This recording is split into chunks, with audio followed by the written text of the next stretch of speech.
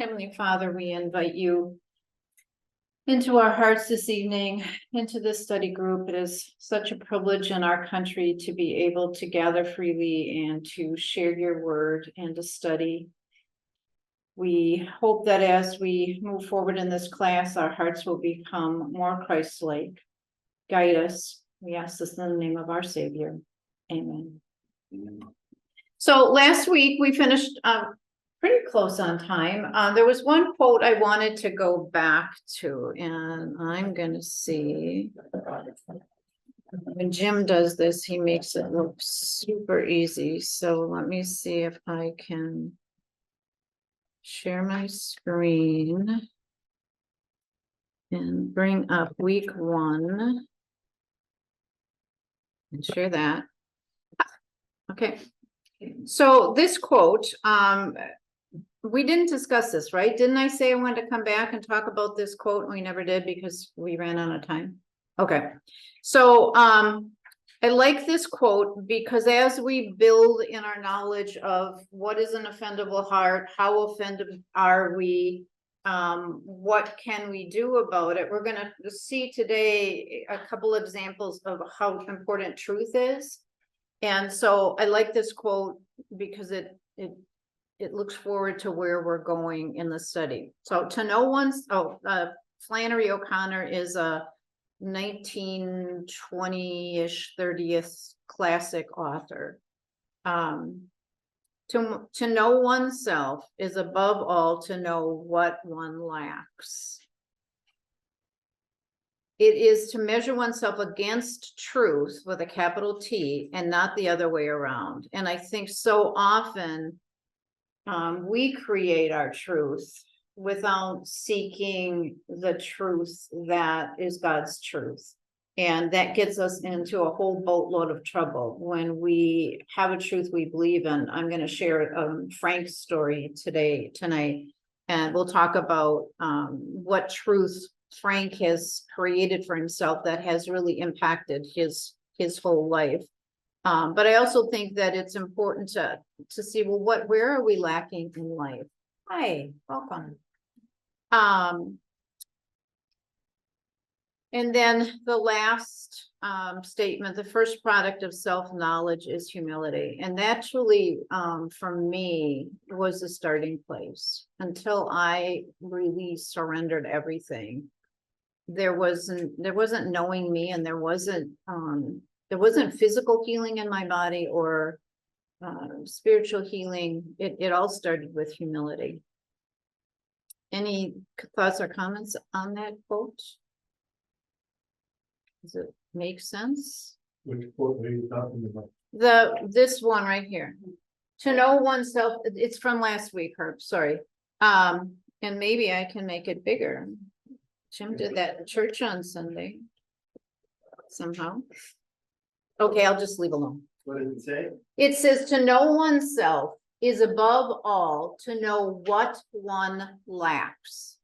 And I think that's the honesty to say, I am not the be all and the end all. There's some things that are missing in me, or some things that could be improved. It is to measure oneself against truth with a capital T. And I interpret that to be the truth of God. She is a Christian woman.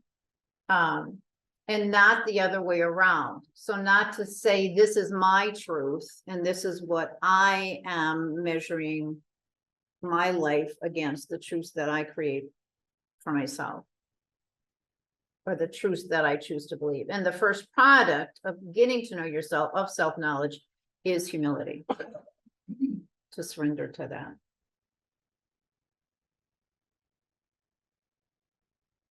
So are we establishing that there is only one truth? Well, I would say there is biblical truth for the purpose of this study, yes. And that should be our mission. Because Jesus said, I am the way, the truth, and the life. Yes. So is there any alternative to truth? No. I think it's good. I mean, I'm just up here, and I said in the beginning, I don't know everything, but for the purposes of this class and for the purpose of our growth, I would say, no, we need to make that our truth as we're in this study. Do you have an example in mind? Do you have an example? For me? Yeah. Oh, yeah, we've got, you know, are there, aliens flying around the sky? That's, some people think that's the truth. Are the aliens, So identified flying objects? you're just making the point that we're not talking about the truths we create for ourselves. We are called to learn what the truth is, and that's the truth on which we should measure the choices we make in life. There is only one truth. There is, Yeah. yes. Okay, Yes, that's what I was trying to say. yes, but yes, I mean, there's times when I laugh at myself, and I will share in one session, my red coat story, where I created a whole truth that didn't exist. But man, I was locked into it. So I think if we're honest, we've created truths in our life that upon the reflection, they weren't as true, or they weren't true at all. So so that leads us kind of into where we're going this week. So week 2, our points are, do I recognize the things that offend me? This week, we're gonna laugh a little bit. Last week was setting the ground rules. It was kind of serious, but I picked some levity, but there is lessons learned in levity. Signs that I might be living with an offended heart, and where is my spiritual heart tied? Is it tied to this world, or am I heaven focused? So under the first bullet point, do I recognize the things that offend me from the past? I am going to share parts of a video. This is a pastor who, shoot, no, I don't see where I share my thing. Crud. Oh, there it is. This is a pastor who has a YouTube class online called Unoffendable. You'll see the his whatever you call that, his the picture that represents his class. And he's sort of funny, but he likes to expound, and so Jim helped me chop it. So we're going to start out, it's going to show you all these things. It's going to come flashing at you with things in life that that offend us. Okay, so if I'm doing this right, according to Jim, it should just play now. Or not. Okay. Right. Try it a different way. I think your bottom right is your share sign.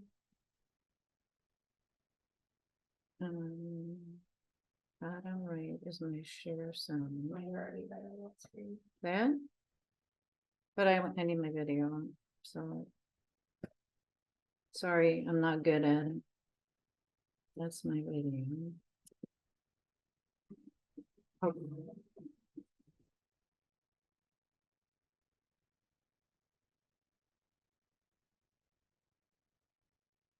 We're all pretty.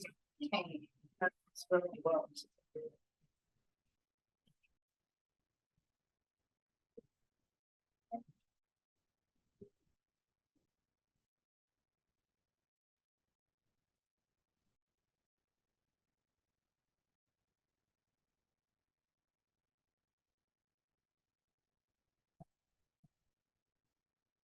Yeah, So that's anybody his else class. offended by the spelling in the video? Did that get anybody else? Just me? Cool. Cool. You want to know how to tick off an internet troll? Make fun of their spelling or their grammar. Works every time.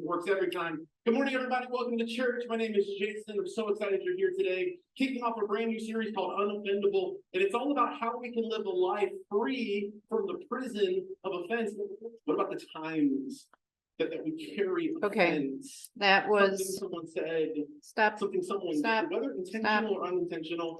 and it weighs so No, unbelievably heavy on us. Well, we live in a culture that's just fueled by outrage, now aren't we? In 2015, Slate.com, which is a famous internet. all right, if website, anybody did has this help thing for that me, called help the me. year of outrage, because in 2014, Americans were just fired up about all kinds of stuff. What are you But trying we to just do? were. I'm trying to So what stop they did him. was they tracked Twitter every day to see what the one thing that most Americans were outraged about, and they kept this law. So They I could think you literally gotta find it go online. on to And it's Twitter. interactive. You can scroll Where is your through it, mouse you can right now? find the thing Well, that it's people are touchscreen. most Oh, it's touchscreen, so, Today, 365 days of outrage. okay, And we get There we outraged go. about all Then- kinds of stuff, don't we? We get outraged about Okay. different free and then. spelling in the video. Okay. Does that get anybody Whoop, else? whoop, Just me? Thank you. there, you're welcome. Okay, so, it chopped there, if you saw that it jumped around. Okay, so in the beginning, he's kind of funny, but he has this story that he tells, and it takes 5 minutes to tell it, so I'm gonna tell it in 1 minute. He went to a workshop, he must have worked somewhere before he was a pastor, and he went to a workshop that was designed to help people get in physical shape so that they were better employees. And he was sent there by his employer. So they had a speaker come in, and the speaker picked him and said, hey, would you, I brought the wrong, case of books from my car. Here's my keys, would you run down? It's a this car. So he had to go down all these steps. He came up, and he has the tote, and the guy looks and he's, shoot, sort of, it wasn't the gray totes, it was the red totes. So back he goes to get the totes, and then he comes back up, and he's carrying what's about 30 pounds. So then the guy who's leading it says to him, so how are you feeling right now? And he's supposed to be recognizing that he carried 30 extra pounds, and most people carry 30 extra pounds on their body. And so physically, he should be puffing and puffing and feeling the effects of that. He's gonna take that story and make the connection to the weight of carrying offense. So that was, he was much funnier than I was telling it, but for the sake of the class, now let's see where we are. Cool. You wanna know how to take off an internet troll? All right, we'll just listen Make to fun him of their again. spelling or their grammar works every time. Good morning, everybody. Welcome to church. My name is Jason. I'm so excited you're here today. Kicking off a brand new series called Unoffendable. And it's all about how we can live a life free from the prison of offense.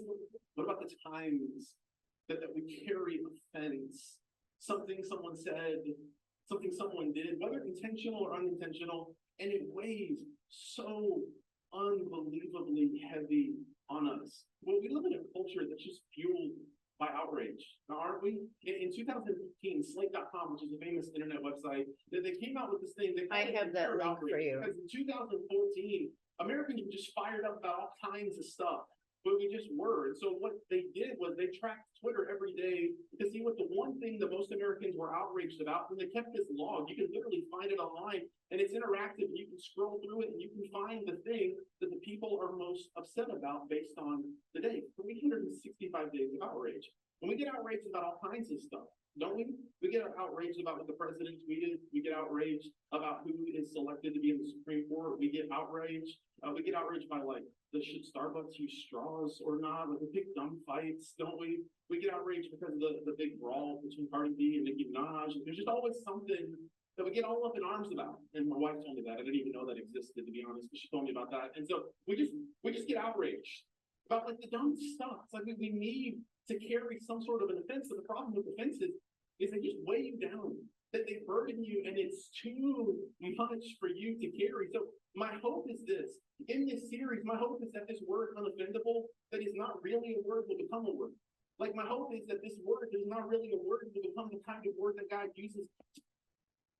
This word is online now. There are at least 5 different people that offer courses on living an unoffendable life. I have not watched his whole series. I have watched some of them. They're all, the ones that I've looked at are all Christian based. Some of them are just it's more like the, habits of highly effective people that is more secular and it just helps you to be a better person, but there are at least 5 or 6 people out there now using this term. To etch in your soul that you can actually live a life somehow free from offense. Now, because we were going into the series this weekend, I kind of had my radar turned on. Okay, now What it's are the funny. things This in my is life that funny. just offend me? Like, what's the stuff in my life that just gets under my skin, it just ticks me off? What are those kinds of things? And so Friday night, we're gonna have a family movie night. We're gonna watch the Charlie Brown, the fall Charlie Brown classic series and then popcorn. And so we ordered pizza at Pizza Hut. And I remember thinking like, Pizza Hut's fine. We order it. I get a text on my phone because it's 2018 and I need to know when my food's gonna be there. And I get a text on my phone at 5:37 p.m. saying your pizza has left. Be delivered soon. Hello, talk dirty to me. And then like 10 or 15 minutes later, there's no ring at the doorbell. Patient. 20 minutes goes by, 30 minutes goes by. Now I'm starting to get angry. And so I just called Pizza Hut. I'm calm. So I called Pizza Hut and I'm like, hey, just checking on the status of my order. It said it left 30 minutes ago. Is everything cool? I just want to make sure your driver's fine. Like, pretend like I'm concerned about that person. And so, anyways, they say, well, let me check with the driver. So the girl puts me on hold. A few seconds later, she comes back and she says, he should be there momentarily. Gosh, you're awesome. Thanks. Bye. Hang up. Momentarily happened. Like lots of momentarily happened. 15 minutes later, still not there. 20 minutes, 30 minutes later, I called back and I get a guy on the phone and I'm like, hey, I called like 30 minutes ago. And this is real time. Like I'm looking at the time on my phone when I called. It's like 29 and a half minutes ago. I called about the pizza that was supposed to be here an hour ago. Any update on that? And he goes, let me put you on hold real quick. And then he puts me on hold. And he comes back 3 or 4 minutes later. And he's like, yeah, I can't get a hold of them. I don't know what's going on. And I said, well, it was supposed to be here an hour ago. Any idea what's going on? And he said these words, and this is a direct quote. He goes, I don't know, man. Sometimes we be busy.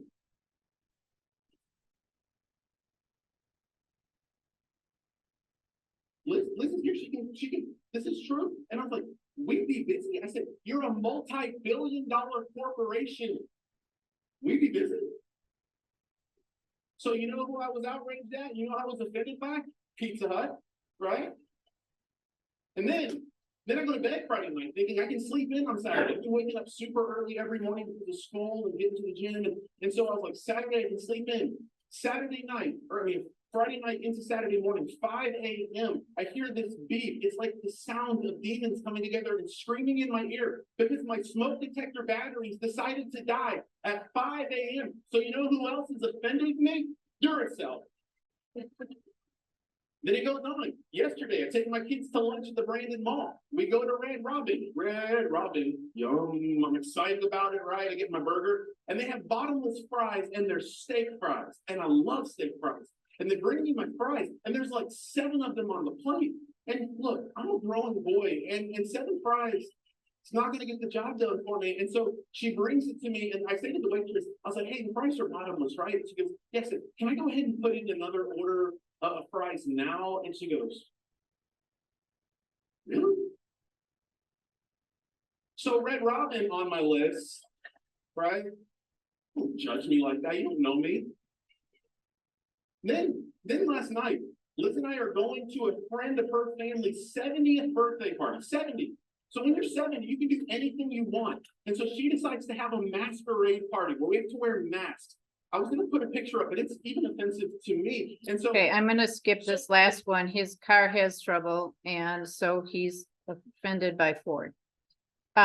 kids or anything my neighbors did, these are just the highlights. Then he's gonna get, You ever notice if you're looking for a something little more that's offended by, serious. there's always something to be offended by. And these are silly examples of things we get offended by. But the truth is you've been offended by some huge stuff. And if you get nothing else in this series, if you fall asleep and sleep through the rest of the message, or if you can't come back the next 3 weeks, I hope you get this. Here it is. Holding on to an offense never hurts your offender. It lets them keep hurting you. And you have to make this decision that I'm going to make the choice that no matter what happens to me, no matter what curveball life throws at me, I'm just going to live a life that is unoffendable. Like I'm not going to let offense take hold of my heart. Now, you're probably better than this, but have you ever seen people but they live this beautiful life. Life is happy and good. They've got money in the bank, a family, they've got amazing, beautiful, wonderful kids. Life is just going really well for them, it seems from the outside. And then something happens. Someone says something, someone does something, someone doesn't meet an expectation, and it ruins everything for them. You ever watch this happen? And it's something that happens to their soul. An offense sets in on their soul. And I don't know how to explain it, but even physiologically, it's like something happens to them. It's like physiologically, it changes. Then they're always scowling. They always look angry. They always look mad. And they take it out on everyone around them. Their family catches the shrapnel. They walk away from relationships. They walk away from their family. We've seen people walk away from their dreams. This one breaks my heart. Seen people get offended by other people in the church and literally walk away from the church and roll a grenade on the way out and devastate their relationship. And I just want to say, offense is a choice. And you get to make the decision, am I going to live a life that is characterized by all the wrong things that have been done to me? Or am I going to live a life somehow higher than that, free from offense? Now, Jesus in the book of Matthew, he's teaching, and at the end of this teaching, at the end of Matthew chapter 11, he says this. I love what he says. Matthew 11, come to me, all of you who are weary and burdened, those of you who are carrying the weight of this world, this company, those of you who are weary and burdened, and I will give you what? I'll give you rest. Then he says this, take my yoke upon you. A yoke was a device used to cause oxen to do work. But put on this thing that's known for making you do work. And you will take my yoke upon you and you will learn from me, for I am gentle and humble in heart, and you will find rest for your souls. But the reality about so many of us is that, like, when we're offended, we don't rest. We wake up in the middle of the night.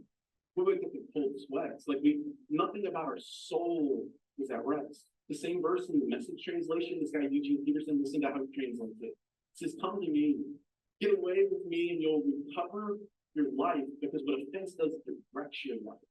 You'll recover your life. It says, I'll show you how to take a real rest, not this superficial rest. I'll show you how to really rest. Walk with me and work with me. Watch how I do it. Learn the unforced rhythms. Grace. Listen to the beautiful poetry of that. Live a life characterized by the unforced, which means the natural rhythm of God's grace. I won't lay anything heavy or ill-fitting on you. Like, I'm not going to weigh you down. I love how he ends. Keep company with me, and you'll learn to live freely and lightly. You'll learn to live freely and lightly. Now, if you were to categorize your life, would these two words categorize you? Thoughts?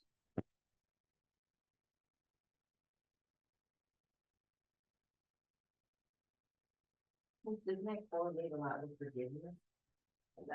For sure. I wrote that a lot. And then the whole line of stuff. And then let's forgive even though people have died, you know? Right. Yep. Any other insights? I had thought about using a book that, I'd love to use with kids. It's called Alexander and the Terrible, Horrible, Alexander and the Terrible, Horrible, No Good, Very Bad Day. That's the title of the book. Is any of you familiar with it? So it's a little boy, and everything, it's like the story from The Village, but it's from a little kid's perspective. And so he wakes up, he had gone to bed with gum in his mouth, and now there's gum in his hair, and he was brushing his teeth, and his sweater fell in the sink, and then got to the kitchen table, and they each had their own breakfast cereal as his siblings, and they got prizes in them, and he just had cereal in his. And so all day long, and then about every 4 things he said, I think I'll move to Australia. But I think if we don't kind of stop and let everything go as it happens, it builds up. And so the Pizza Hut thing, that could really be a big thing. I mean, people get irritated when they don't get what they were promised. And it is an expectation that Pizza Hut should get you your pizza as they promise. And the people they're working for them should, know what's going on, but it's not the time we live in. you know, I can see where all that builds up, and when it builds up, we escalate in our frustration, we're just offended, and then pretty soon, somebody just has to look at you the wrong way, and you're unleashing that offense. Can I pick on my wife? No. Depends on if you want to be here later. Tell them about Hardee's. Stacy's already. She let it go. Let me tell them. Well, Hardee's had an ad several years ago, and it was just, it was so offensive to me. And how they portrayed women and brought in all the sexual motions of that. And so I wrote to the company, and I ended up by saying, well, shame on you, and shame on me if I ever go to Hardee's again. So she got rid of So, the offense that way. Yeah, you know, after class last week, I said, what do you do if something really truly offends you? And, I think there is a time for a call to action. But knowing you thought it out, and I'm sure your letter was not offensive. no, I just said shame on you. Yeah, but the way you said it and the points you made, because you did it when you probably weren't as jazzed up, when you weren't like, I think it's best to wait. right, so I call that being responsive and not reactive when your emotions are running. And Bob and I think had kind of a good conversation about that, because there are some things that are offensive. We're talking about human trafficking. Human trafficking I'm is, very offended by that. it is, then that's a call to action. But it doesn't mean that, you know, you see somebody that you think is a trafficker and you take it into your own hands, whether you have a weapon or whatever it is. That's not the call to action. That's a reactive thing. And I'm not saying that's what Bob thought, No, but you're right. I mean, that's just stupid. yes. But when we are in an agitated, offended way, we don't think real well. We can do stupid stuff. So, okay. So that board that had all those in the year 2014, I mean, that was before like elections got as awful, and I mean, that was a pretty naive time, I think, in light of what's happened over the last 7 years since then. I clicked on a few of them, and I didn't even know what they were talking about. I don't do social media, and I really don't watch much regular TV. So I was afraid to have it up here and click on something, and I wouldn't know what it was, and it was really bad. So the link is there. It's the Year of Outrage link on your handout if you want to go look at it. But there was a whole article around this, and I thought I don't know how to pronounce this lady's name, Choi Sicha, who was a cultural analyst and a writer for several influential media sources, makes, I think, a good point. I thought she was clever in what she was saying and spot on. So over the past decade or so, this was written in 2014, these words. Outrage has become the default mode for politicians, pundits, critics, and with the rise of social media, the rest of us. So that's 7 years ago. It's only gotten worse. And so here she's saying, you, meaning first you are speaking into your echo chamber of friends. I think she's saying, like, if you go into social media, like you send something out post it on Facebook, or you Instagram it out, or you tweet it out. I've never done any of that stuff, so I don't know, but I know from my kids that sometimes you're friends with friends of friends and you don't really know those people. So first of all, you think you're just speaking to this little group that's on your friends where you share your Pizza Hut story. It was an hour and then, you know, the guy said this thing and whatever. But not everybody is in your silo. I think that's a cool way of saying it. So there's fringes out there who, or maybe even friends who aren't agreeing with you. And then some stranger is mad at you for what you posted. Then some friend is noticeably silent. So somebody's judging you one way, somebody's judging you the other way. Then you're blocked by somebody, a friend unfriends you. Or you're yelled at where you type in all capital letters. And then spiraling conversations come from realms unexpected and unwanted, just because you posted whatever it was that you posted. You're embarrassed, you're angry, defensive, passive aggressive, everybody, depending on where you are on that Enneagram, you'd have a different reaction to that. But it's a rush of emotions that stretches long, but is only an instant, meaning stretches long is we don't let that stuff go. And then I love what she says here. This kind of thing could take up your whole day if you let it. If your mind keeps going back to that, oh, I wish I never would have posted that. I wish I could take it back. I can't believe that so-and-so said that about me. And now so-and-so's not talking to me. Your mind could be taken up by that. Or if we aren't careful, our life of outrage might have eaten up an entire year, which is that whole 365 days of outrage. So you have a handout on pet peeves. You don't need to look at it now, and you don't ever have to look at it, but I put it in there just for you to think about. But I found a funny pet peeve. Now I just have to figure out how to show it to you. No, I can't do that. Okay, so then I have to share this. But I really have to be able to get to my second video, which is not here. Okay, I don't know how to do that. Well,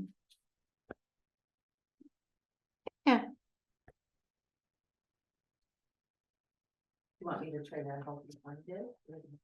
It's, Jim thought I could just, sorry, now I don't even know what I'm doing. Oh, and the handout, which one are you talking about? No, I'm not, it's a video. It's completely different. I mean, it's here, I just don't know how to find it. Maybe I'll just go out onto the internet and get it. I don't know. Anybody got thoughts? I need Joel. It's here, well, wait a minute, it's on this USB, can I find it that way? Oh, that looks like something. It's on this, it's somewhere on here. Media player. What video? It's called Pet Peeves. See if I can help it.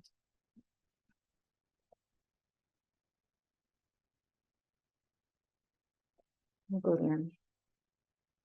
There. Maybe can we do that? Can you click on it that way? Sorry, I didn't take any classes in Zooming. If I'd been a teacher. It worked. Probably meant that. This is grandma's pet peeves. In some ways. She didn't even know what manscaping was, which I didn't really either. It's pet peeve. Well, you're waiting online for 20 In minutes line. to order She's not something. online. She's Person in line. front of you then starts looking at the menu, and it's duh. You had 20 minutes to make a decision, and you wait.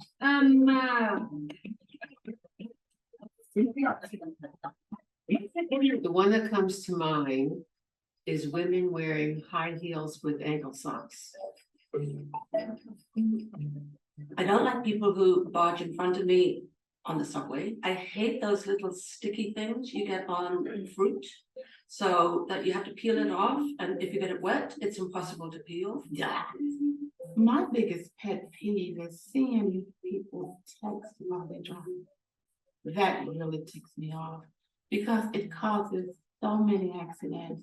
People can lose their lives and it's just so dangerous. Calling for some consumer help and having the phone answered by someone who hasn't been trained. And so I asked for a supervisor, please. Oh, the supervisor will say exactly what I've said, so there's no, and I think, is there a supervisor? The airlines who have seats that get smaller and smaller. Cell phones, people on their cell phones and texting and taking the whole sidewalk up, and when they bump into you, oh, it's you.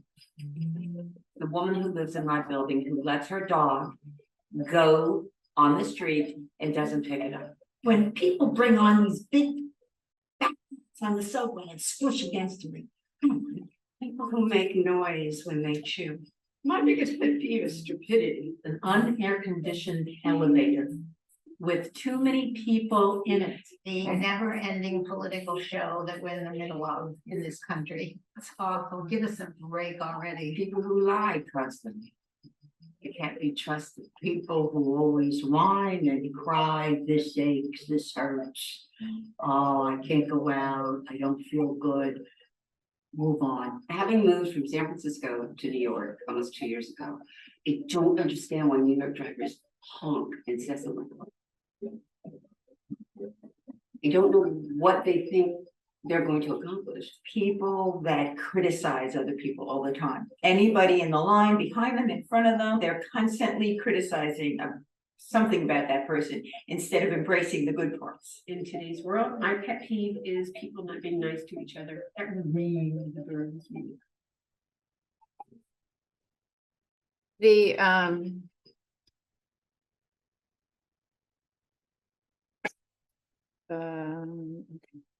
The footnote for that got lost. Sometimes in formatting, my footnotes disappeared, but that came from the online version of Women's Day. Any thoughts about what the ladies had to say? I just found it funny because me and my mom just went shopping last weekend and there was this lady, we were at a thrift store and they had like 2 checkouts, but there was nobody at the second checkout line to check her out. But she just stood there until somebody came. And I told my mom, I'm like, boy, she must think she's better than everybody. Because the other line had like 4 people in it. And that just reminded me, I'm like, oh, maybe I should. But yeah, I never thought about it. I was offended. Like, I was thinking like, are you better than everybody here? Like, you get first dibs on like checkout line? But I mean, why did that offend me? Why did I care? It's not like I wouldn't check out. I find it amusing That they're offended? Oh, that people do funny things. okay. I'm watching, and I suppose I'm analyzing them. You know, they're coming with garage sales, for example. They'll come with 2 or 3 dogs and take up the whole garage. It's funny what they're thinking.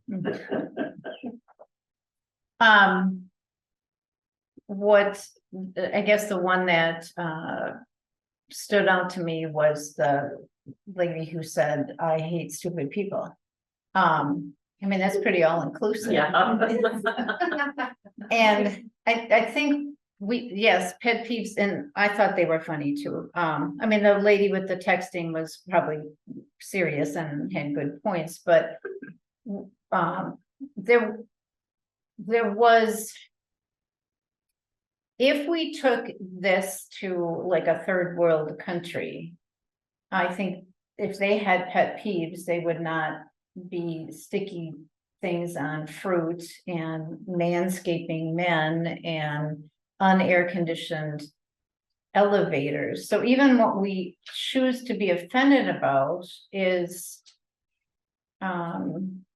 there's a level of offense that's offensive. Does that make any sense? Yeah. So are we pretty much saying when you're talking about offensible things that just, you know, get under our skin? Is that what we're?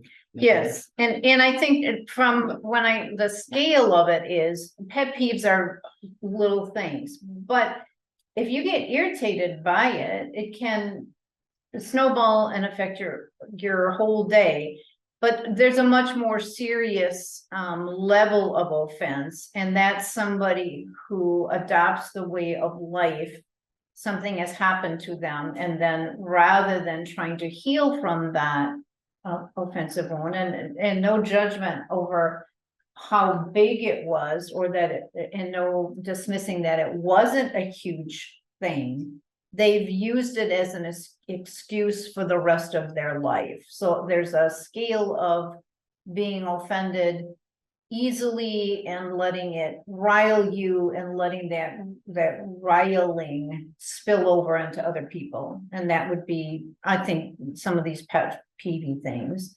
But there are huge wounds that people inflict on each other, some intentionally and some unintentional. That are ones that you kind of need to retreat for a while and figure it out and make healing a priority instead of just keeping that. There's a bulleted list next on your handout, and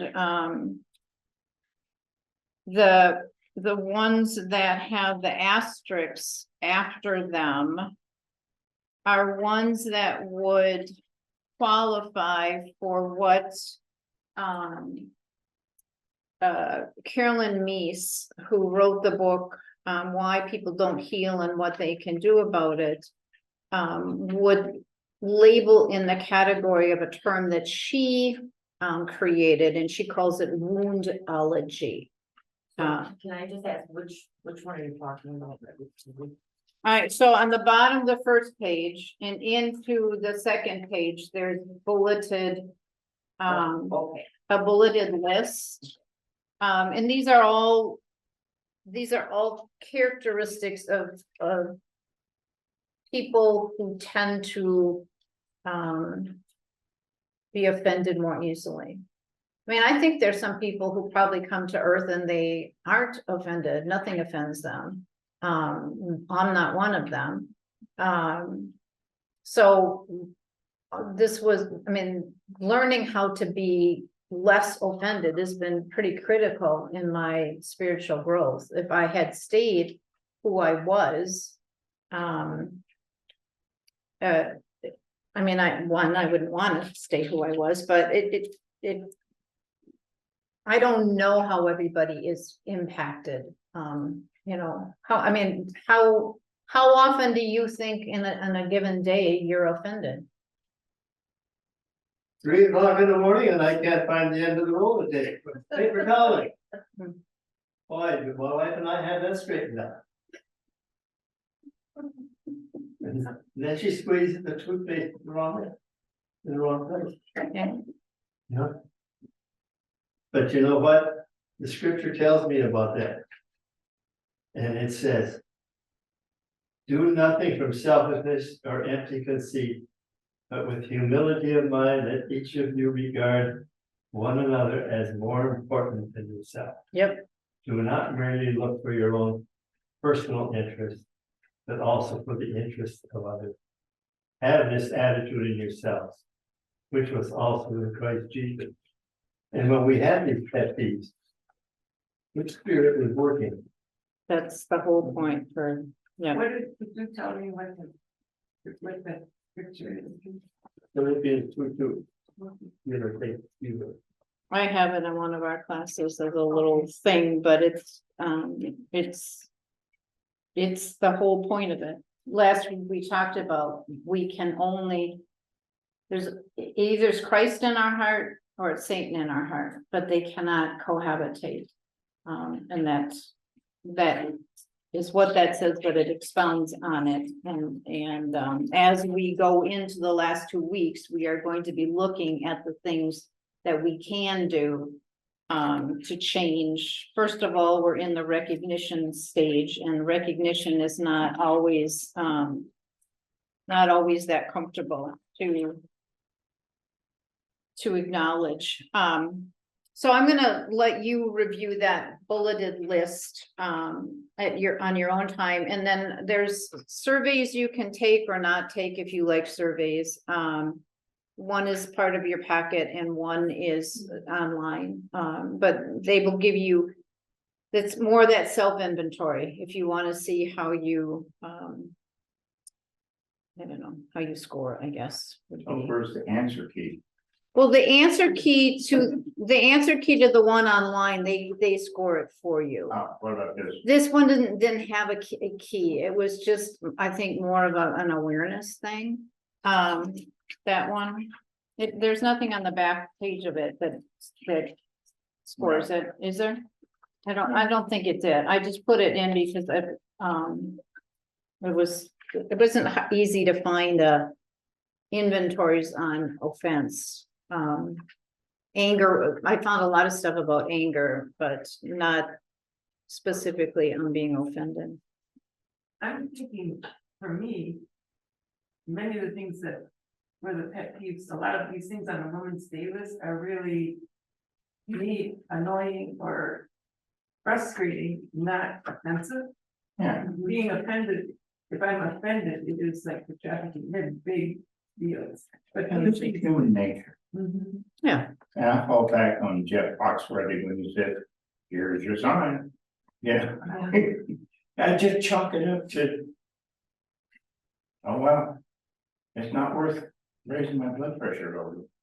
If we can adopt that attitude, that's great, but it's not, there's situations where it's just. Everybody can do it, and I haven't always been able to do it either. Driving is like stop at a stop sign when someone doesn't move quickly enough, or they don't move over enough, or you're in line that way. I just say to my driver, take that time and just pray. Don't be like, get going, Mr. Red Car. Just, that's a good time to talk to God just for a minute. And those are the skills that we learn as we seek to change this, especially if we weren't wired that way to begin with. Yes. Can we change it? Through spirits. Yes, through the guiding of it from, yes, We can't change it. no, Only Christ can change it. you are correct at that. Yep, we can participate in the process. Yeah. Okay, let's move on to woundology.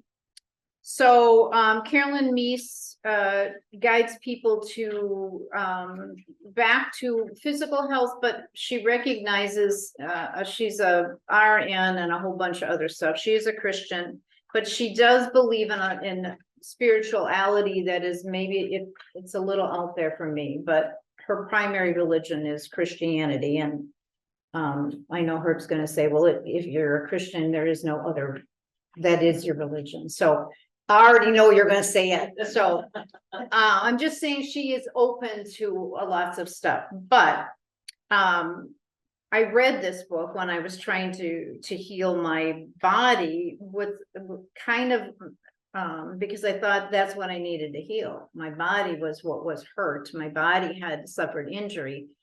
But I feel I've healed much more in my spirit. And then my body came along as my spirit was healing. So she had a Frank story, and I'm going to share Frank's story. Just so this is where we get into the bigger woundology and the bigger things. But you can't dismiss pet peeves because they occupy time in our heart. And when we're anytime we choose that, we are choosing Satan over Christ. So I didn't want to dismiss pet peeves. Okay, so this is Carolyn Meese at a workshop sharing about Frank. In one workshop, I encountered a man named Frank who was deeply entrenched in the belief that his wounds had created an inalterable limitation on what he could accomplish in his life. Frank continually commented that he could have become a scientist or a physician, but because some of his grade school teachers had constantly criticized him, he had no alternative but to choose jobs that required less education so that he could avoid further humiliation. During the course of the workshop, whenever the the discussion turned to the effects of various medical treatments, Frank immediately added his opinion, which was always negative. Physicians don't really know what they are doing when it comes to treating illness, he said, because most of them have no personal experience of what it's like to suffer severely. At one point in the workshop, another man objected that many physicians come from difficult personal backgrounds and that they have chosen the medical profession as a way of helping others. He himself was such a physician. Frank dismissed this objection, suggesting that the physician was merely repressing his pain and that as a doctor, he could not get in touch with his emotions. As the discussion progressed through the afternoon, 4 people spoke of their success at healing their personal histories. But Frank clearly found these positive comments threatening. He finally stood up and announced to everyone that no one in there had been emotionally injured as he had, and he left the group. There's a quote somewhere in tonight's handout. On the front page. To be human is to be offended, but we will see that offense or living in an offended state is one of the greatest thieves of our life. I mean, what did it take from Frank? Whatever Frank's name is. Oh, it's joy in life. Yeah. All his joy. And it's sad for him that there wasn't somebody mentoring him along the way that could have helped him realize what his attitude was doing and what it was costing him. One of the things as I was doing this study, and those of you that were here last week, I said it when I was doing the Enneagram, it took me 3 years to accept the number, because one of the things was I recognized how unjoyful I had been my whole life. It's not part of my journey. And that got prompted by somebody. We did a round robin-y icebreaker thing, and everybody, the thing was, think about what was your most joyful moment and share it. I couldn't think of one. I really could not think of one. So that's when I went back for this in the 3rd year and said, I got to look at this number and I got to figure out who I am and why joy wasn't part of my history. Yeah, it didn't make me very joyful to know that. I can tell you that. Okay, time is ticking. So we kind of skipped this part in the first week. We're not going to skip it tonight. Is my spiritual heart tied to this world? And if we're tied to stickers on pieces of fruit, and we're tied to looking at men that are, I don't know what manscaping she was seeing, because I don't think anybody's ripping hair off themselves in public, but or being perturbed by hot elevators and take the stairs.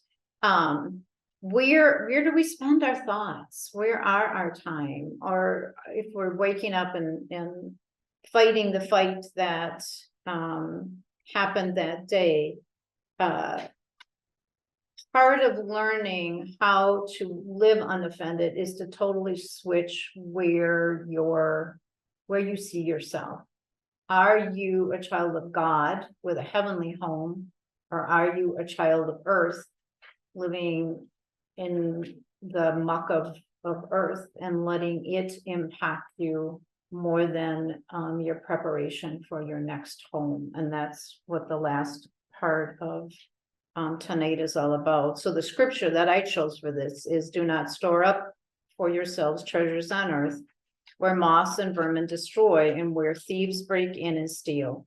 But store up for yourself treasures in heaven, where moths and vermin do not destroy and where thieves do not break in and steal. For where your treasure is, there your heart will be also. That's very familiar, I'm sure, to all of us, but it's so true. And I think so often, we can get up in the morning and we can read our Bible and we can read devotion and just be so filled, and then the demands of the day or the demands of our families or the demands of our jobs start coming in, and we lose that heavenly focus. And so part of what will be helpful as we're trying to live less offended is to be more focused on, filling up our heavenly bank account. There's a little worksheet on the back, the last part of, the handout that, that the red is worldly focused stuff and the green is the green pastures of, heavenly focus. And I mean, you can literally take and spend your 720 minutes each day in your current deposit column and look at where you might want to be and set some goals for yourself. If you put paper and pencil together, great. If you just want to use it as kind of a aha, increasing your awareness of how often do you make healthy emotional deposits in your bank account during the day, and how often are you pulled and drained by negative withdrawals that happen. As we move on, we're going to see that this can really take a physical toll on your body too, not just a spiritual toll on your body. Okay, we have less than 5 minutes. I wanted to give time for any thoughts or questions or reflections that anybody wanted to share. I know we didn't get everything done, but this ties in with the book I recently read called Acceptable Sins. And why are we outraged at these pet peeves, but we are not outraged at true sin? We call this couple within the last year that were on maybe NBC morning show. They ended up having this affair, never got caught, they had an affair, whatever, romance, extramarital activity. But did anybody call it adultery? Which it truly was. People swindle, they embezzle, they run pyramid schemes, but did everybody say that person stole from these people? And why aren't we outraged about those things? And why do we just go off over the real sins in life instead of being upset about a smelly elevator or whatever else? And that's what really grinds me in life, is why we don't call a sin anymore. You don't want to offend it, you don't have it. Yeah, you don't want to hurt anybody's feelings and steal your fortune or anything else, or land off of your wife. I don't know. And that's it. Me and Paul have been listening to his preacher Mark Driscoll lately, and he's says he cannot count the times that he's been kicked off of Facebook, or people have wrote him nasty letters or whatever because they don't like what he says. He's very, his reviews are 1 or 5. yeah, he says his reviews are terrible because people get offended so easily, and he's like, I'm going to preach the gospel, I'm going to preach the Bible, and if you don't like it, that's not my problem. I need to preach the truth. That goes back to what we started with. Yeah. The truth is the truth, and we the truth is a hard.